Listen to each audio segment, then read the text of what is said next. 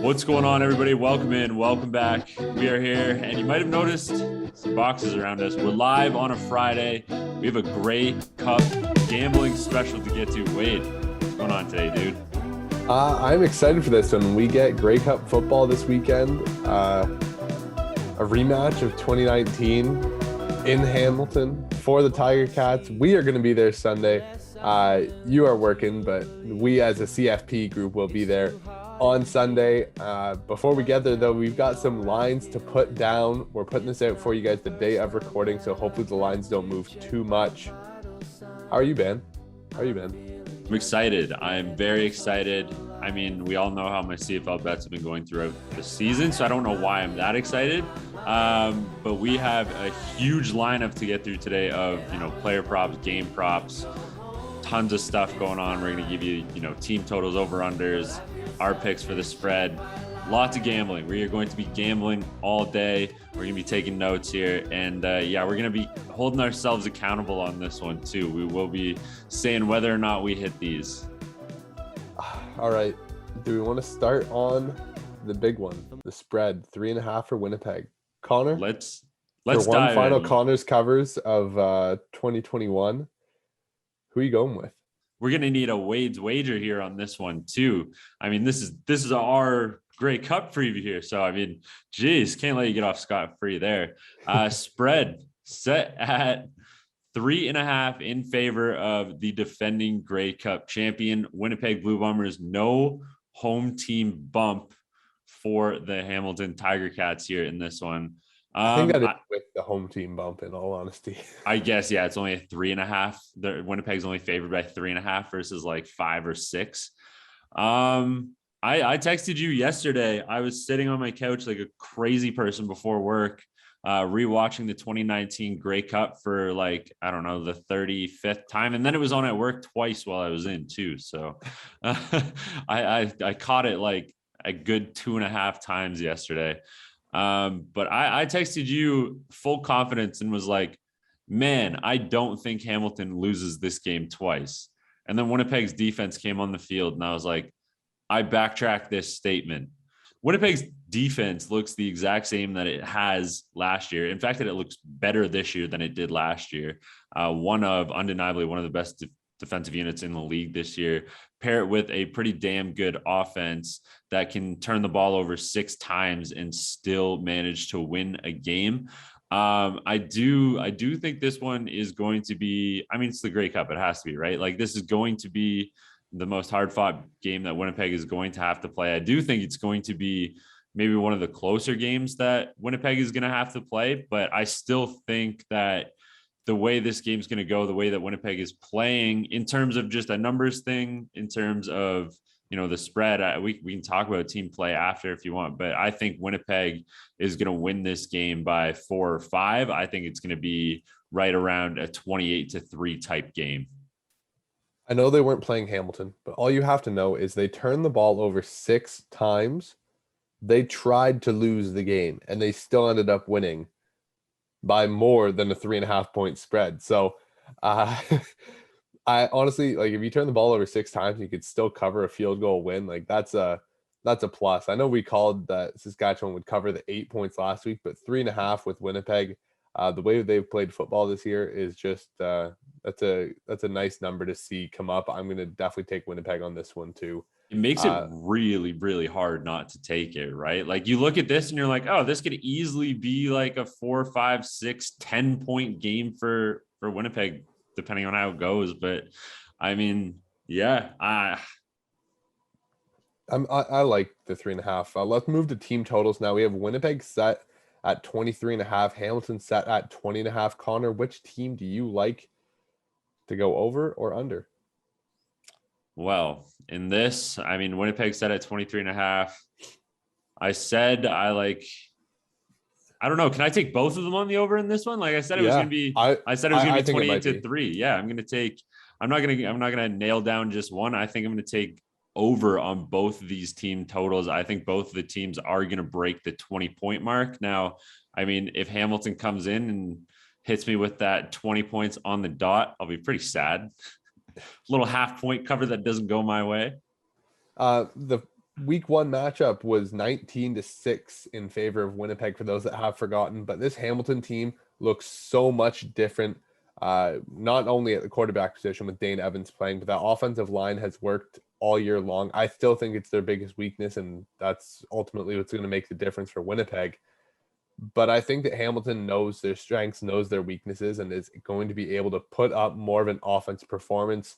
Whereas Winnipeg, last week they hit 21 points, but they were clunky. They hadn't played really in 3 weeks, if you're looking at it. Honestly think that this team's going to rebound with a huge offensive performance. And Hamilton's going to have to try and keep up. I know both defenses are great, but I think this one's going to be in the high 20s.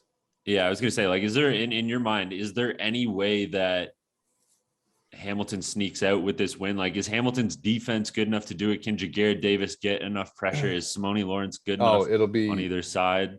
They are have they going to play haul perfect down. ball? I think they have to haul down Coleros like 4+ times and generate like 2 turnovers on the back end to have a shot. Just knowing how Winnipeg's pass rush tees off on teams once they get a lead. Hamilton's going to have to play lights out, going for it nonstop from the start of the game. They have to play like their hair's on fire.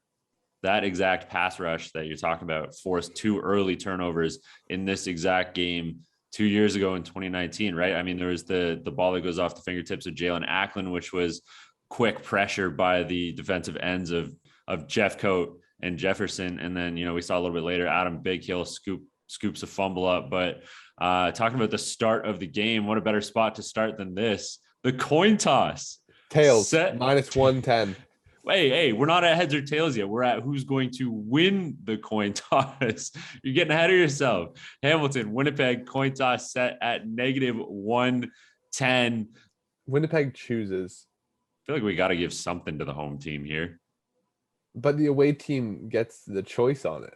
So yeah. I'm going to say this all rests on your heads or tails thing here. Yeah, I know. I think Winnipeg is, if they call tails, okay, whoever calls tails is going to win this, okay? This is the only analysis that you would get at CFP. If they call tails, should we start getting the direction of the wind and the weight of the coin itself? No, don't forget my sabermetric stat of the year where my men's league team went undefeated in coin tosses this year, okay? We know what we're talking about, okay? Unparalleled analysis of the coin flip brought to you by our own Wade Zanketta. Well, you have the tails never fails mantra, or I heard Pat McAfee say once, bet with your head, which is a very like vulgar and rude kind of comment, but at the same time, it's Pat McAfee, so what do you expect? But both have their camps. Just depends what you're feeling that day, but tails usually is good. All right, I'm going to go complete inverse. I'm going home team. Hamilton wins. Hamilton wins the coin toss because somebody on Winnipeg makes the horrendous decision to go with heads. Okay, fair. Let's get to props now. Your first one, I'll let you hammer this one. Yeah, first up, we've got to start with the quarterbacks here. Zach Coleros, quarterback, Winnipeg Blue Bombers. Obviously, I mean, I don't know why I said that. It just felt like I needed to, but everybody knows who this guy is, right? Yeah, he's probably going to be the MOP. 238.5 is what his total is set out for the game for passing yards. Now, I live here in Eastern Ontario, as do you. We know what the weather has been like lately. We know what the weather. We know going up to +13 tomorrow. Wow, over here. I'm sure. I will believe that when I see it. Yeah, I'll send a screenshot of the weather tomorrow. Don't worry. Yeah, it'll be great. Weather has not been great. I mean, it's Canada. It's December. It's cold. That ball is going to get hard. I don't think that Coleros is going to hit basically 240 yards. That's what you're asking him to do here. I don't know if he's going to throw 240 yards in December in Hamilton beside the lake in the cold. I just don't really see it at this point in the year. Not that he can't do it, but I mean, when you look at what the Bombers offense does in general anyways, I mean, Coleros isn't one of these guys that just fires the ball downfield all day long. I mean, it's a very thought out, methodical, pick you apart type of offense. So, I mean, if you're looking for something to take on an over with Coleros, maybe look at his completions. But if you're looking at his yardage total, stay under. All right, I'm going to go to the other quarterback in this matchup, Dane Evans, and I'm looking at completions like you mentioned there, but I'm going over. He said at 16 and a half in his 3 starts this year. He was under that once. One in 2019, only one time when he started the game was he under that mark as well. He's a very high volume thrower, and with that, I think they're going to try and pick them apart. Quick game is always a great way to negate a fearsome pass rush. I expect Hamilton to go to it early, often, work in some play actions to the flats, just easy throws to get Dane heated up, and then watch out. Yeah, I like this one a lot. Taking the over on the completions, especially for me in this one too, because from a game perspective, when you think about what Hamilton's going to need to do to probably win this game, it's not going to be like Winnipeg where you can rely on a guy like Andrew Harris. You're going to need to put the ball in the air to win this game if you're Hamilton, I think. So let's go to one of their wide receivers. As I just said, I think they need to put the ball in the air. I'm going to disagree with you on this one, but I'll let you go first. Brandon Banks, receiving yards set at 57.5. All right. 5 of his last 6 games, he's been over this mark. With Dane's high completion percentage, I'm expecting him to get the ball in his hands, and let's not dance around it. He hasn't been the Brandon Banks of 2019, but that still is an MOP on the field. When the ball is in his hands, he is electric. They tried to get him. I think they had like 6 targets to him in the Grey Cup in 2019. So I expect them to get the ball in his hands. And I mean, I think he can hit 57.5 again. All it takes is one deep ball for him too. Like he can always pop that off at any time. I totally understand. I get the reasoning here. You can't, everything you said about Banks being an MOP, you can't disagree with, but he hasn't been kind of that MOP guy that you've seen this year yet in 2021. I'm going to say under in the Grey Cup on the receiving yards because I'm going to counter you with this guy. I think this guy is going to steal some of the yardage. No, I think this guy is going to steal some of the yardage from Brandon Banks. I am hitting the over on Tim White in this game. Tim White over under set at 53.5. Yes, I know you might be like, oh, that's a lot. But guess what? This is gambling, folks. This is risk taking, folks. What I've seen in the way that I've seen the Tiger Cats use Tim White throughout this season, how I've seen them use him through the playoff run as well, especially in that East Final. He was getting looks, he was getting opportunities. I think that finally in this one, they have something dialed up for Tim White where, you know, maybe it is only he's got 3 receptions in this game for 55 yards because he's got a 45-yard bomb. But those are the type of plays that I think Hamilton, again, is going to need to look to win this game. I think they've got something dialed up for Tim White in this one. I think Tim White's going over 53.5 receiving yards. All right, let's go to the other sideline because there's a monster at receiver in Kenny Lawler. And his number is actually kind of similar to Banks and Tim White. He's at 58.5. Connor, are you agreeing with me on this one? I think he goes over in this one. Yeah, no disagreements on this one. Kenny Lawler is that dude. We saw what he did last week against the Saskatchewan Roughriders. What a catch. And those are the things that Kenny Lawler brings to this offense. When he's on the field, he is the guy. Yeah, I'm saying over 58.5. He has been under that number the last 3 weeks, but the Bombers offense has not been put together all on the same field except for last week. But we saw how clunky they were, and with 6 turnovers, you don't get much of a chance to drive the ball. But I expect Kenny Lawler to return to form here on the brightest stage and remind people why he's been making those plays all year long. Let's stick Blue Bombers here and talk run game. Let's go stand behind Zach Coleros. Let's get lined up. Let's talk about Andrew Harris. Total rush yards set at 98.5. He's only hit that 100-yard mark twice this season. Wade, over or under in this one with Andrew Harris? As much as we like Andrew Harris and know how big of a factor he is in this Blue Bombers offense, asking for 100 yards on a prop bet is a huge number. I'm going to go under. Like you mentioned, he's only eclipsed the 100-yard marker twice this year. The Ticats were bullied by him in the Grey Cup in 2019. Don't think this team has forgot about that. Jagarrett Davis, Simone Lawrence, they are going to be teeing off to stop the run first.